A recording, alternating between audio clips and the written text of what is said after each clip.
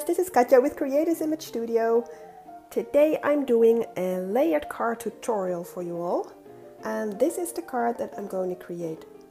It's a birthday card. It has 3 banners here with a bread, some buttons, lots of flowers, and it has several layers, double matted here, and here is a sort of a tag and a label that I embossed, heat embossed. The paper that I used is First Edition's Rose Garden. A couple of weeks ago I did 3 other cards with that same paper stack, but these are different colors and different patterns from that pad, and I'm going to walk you through creating this card step by step. Alright, and here we go. We start off with a piece of 13.5 by 13.5 centimeters. Now I am using the metric system here, and I can only recommend to you that you buy a metric ruler, because as you can see it's very precise, especially the millimeters here, far more precise than a ruler that has its measurements in inches, because the smallest I think in most rulers is 1/8 of an inch, which is far bigger than a millimeter here. So this is my recommendation, and all my measurements will be in centimeters. You can Google for the inches if you wish. So 13.5 by 13.5 centimeters. And we start off with some layering. And you need a piece of cardstock and a piece of design paper for that. And we start off with a piece of cardstock. So this is the second piece. And it measures 13.1 by 13.1 centimeters, and then you take a piece of design paper which measures 12.8 by 12.8 centimeters, and you will layer that on top, and of course you will ink around the edges. What I have done is distress the edges by simply using my craft knife and distress it, and then you can ink around the edges. And for this particular design I have used Tim Holtz's Antique Linen, but of course you can pick and choose any color you like that matches your paper, and I will glue this down now.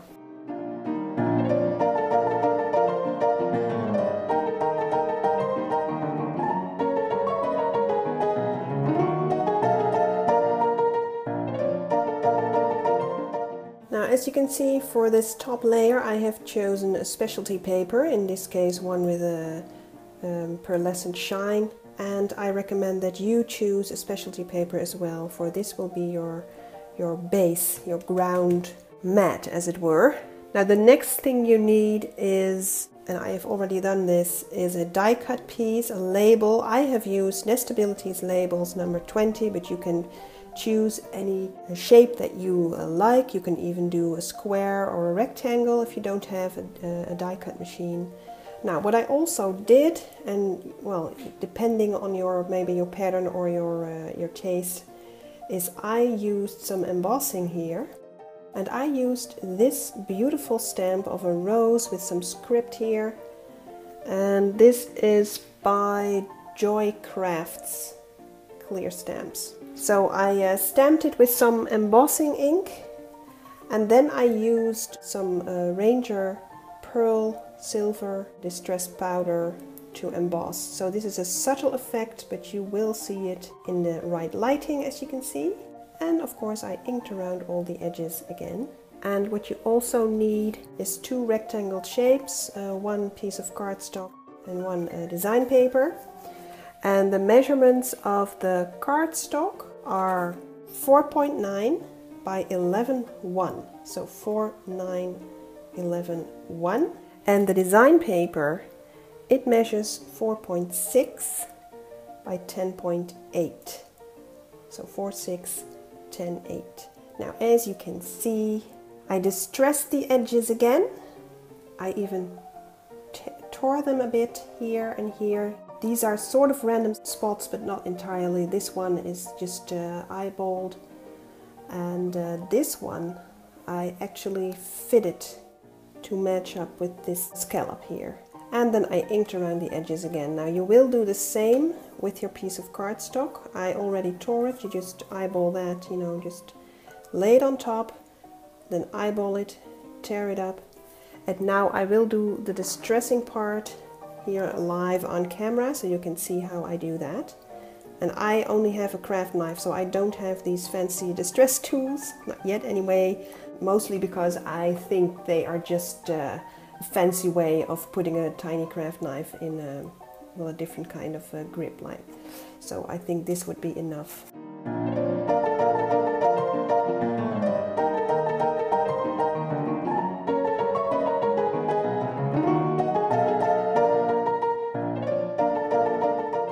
Alright, now we sort of eyeball it and pick a spot on your card that you think is aesthetically the most pleasing. So I'll start with gluing these two together.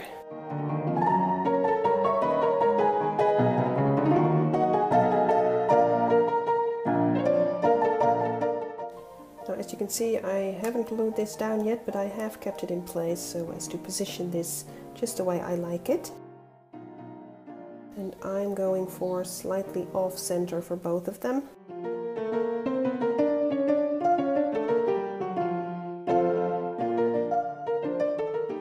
Alright, now as for the banners, you will need 3 pieces of paper. There's a piece of cardstock that measures 9.2 by 3.3 centimeters, so 9.2 by 3.3 centimeters. You need a piece of design paper that measures 8.6 by 3.1, so 8.6 by 3.1. And you need a piece of cardstock again that measures 7.4 by 2.6. 7.4 by 2.6. Now, as you can see, I have stamped my birthday wish here, birthday love from me to you. You can choose, of course, any stamp that you like, or even do some handwriting if that's your preference. Now, as you can see, I created some banners here. Now, what I did was measure the center and then cut from the center. Now, I have already prepared these two, and I'm going to show you how I do that with the third one. Now, you need the second piece for reference. So what you do is you put the one that you have already finished on top of this last piece of cardstock. You take a pencil and you eyeball about 0.5 centimeter, which would be, I guess, about 1/4 inch, and you just mark it, and then you take your ruler and you draw a line.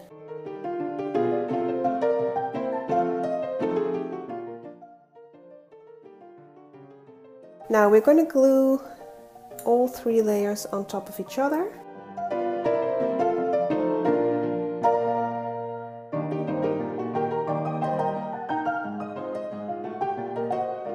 And of course we will attach that to our card. But first I'm going to add a brad, and for that you will again take a measurement and mark the center. I've already done that, but I'm showing you the process. Well, 3.3 actually, so that would be 1.775 actually, so I'll mark it right here. Now you have your center, and we will prick tiny holes in it. Now think before you do that, because you always have to think, where will the legs of the brad go? Do you want them to go vertically, or do you want them to go horizontally? Now in this case, of course, you want them to go vertically, because horizontally they will stick out here. You don't want that, right? So if I want the legs of my brad to go vertically, I'll have to prick horizontally here. Now I will pick a brad from this brad collection here. It's by Panduro Hobby. I don't know if that's available in other countries, but in the Netherlands it is, and I will choose this one here. And there you go. Now always push it flat, and now it's really flat here, which is what you want. And now we'll stick it down, and I'll come back to you when this sunlight here is away, so see you in a second. Alright, now this should be better. More sunlight, I hope. Okay, so we were left here. We were going to glue this down, and we will.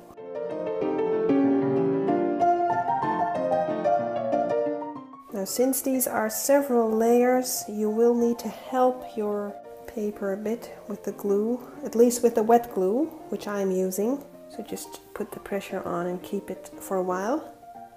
Now this is the paper part, as it were, of this card. Now we're on to the serious embellishing. First I wanted to show you the embossing powder before we go any further, because I think I mentioned it was Distress Powder by Tim Holtz, which is actually not quite correct. So I took the bottle here, and as you can see, it's called Embossing Pearl Silver. So it looks white in its little container, but it actually has a silver sheen, as you can see here. So it's pearlescent and silver as well. Okay, that was just an aside. For your corner here, choose your embellishment. I have chosen some flowers from my stash. These two are Prima flowers from the Seashore collection, and the rest is just well, a bunch from my stash. And I have a wooden flower here and a little piece of bling, and I also have some pearl gel. Now the first thing I always do is create a layout without gluing it down, so I can move things around a bit.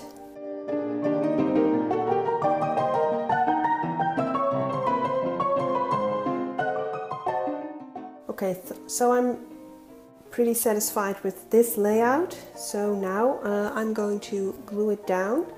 That is, when my hot glue gun is hot, which is not yet. So let me take a few seconds to show you my hot glue gun. This is not your typical craft hot glue gun, in the sense that this is not a crafting brand. This is an actual tool brand in the Netherlands, and I think in Germany as well. It's called Boss, and this is not very cheap, but I have to say this is the best glue gun I've ever used, especially compared to the craft brands. I decided to go look in the tool section, so not in a craft store, but in the tool section of like a Home Depot store. So look over there, is my advice to you, and get yourself a good glue gun. There's no leaking. This is quality glue. It's easy to use, and it has its own stand. And like I said, no dripping, no leaking. It's great. Okay, now it should be hot by now, so I am going to glue my flowers down.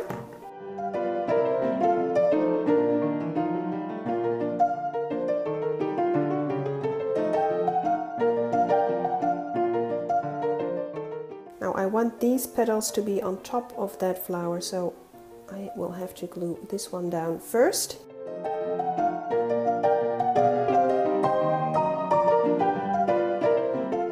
Now this almost went wrong.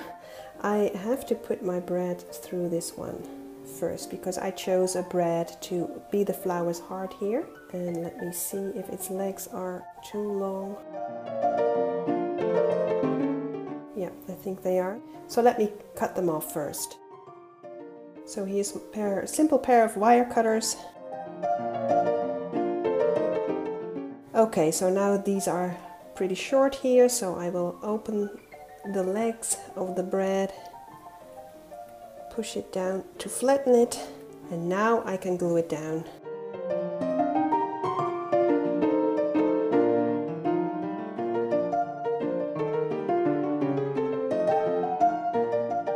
Okay, so this was phase one. Now I have to give them all little hearts. Now I still have this wooden flower here and my piece of bling here, and this little piece of bling will go here, I'm thinking.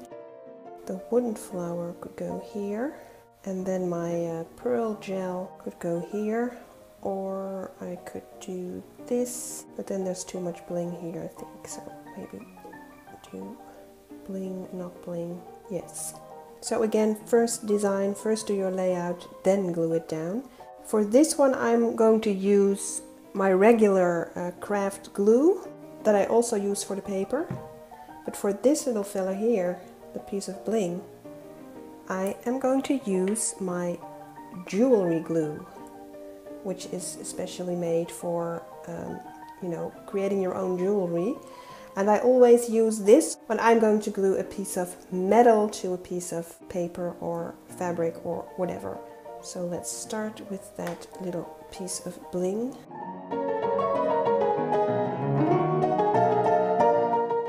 Now this will need to dry for a while, so leave it alone for now.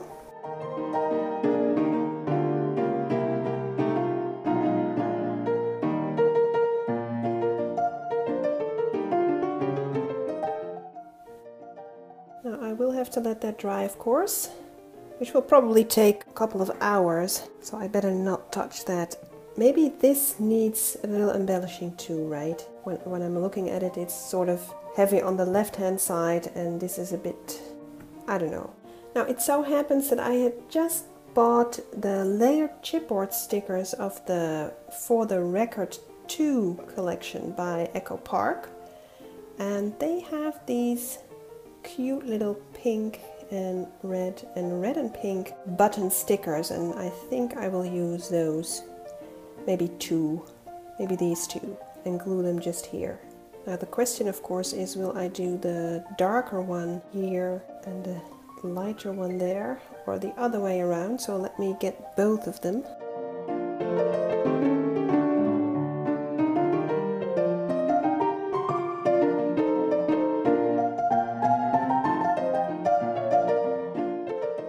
First one is easiest, of course, you just stick it down. Now the second one will have to be symmetrical next to it. Also decide whether you want these two buttonholes to be parallel to these or a bit more asymmetrical.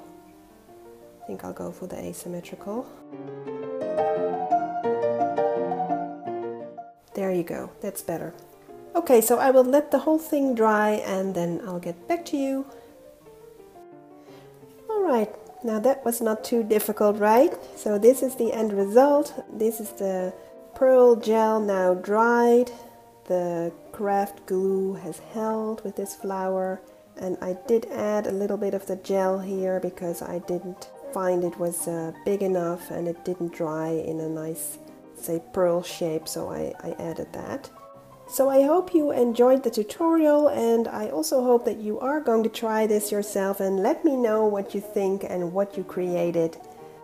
Now I want to remind you that next week starts my September mini album month, and I am going to show you a mini album each week instead of each month like I usually do. And I'll start off with a baby mini album. I'll do 2 boys ultra mini albums, one with a natural history adventure theme,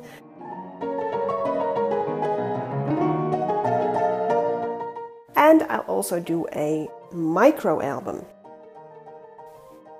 So I hope you stay tuned, and thanks for watching. Bye bye!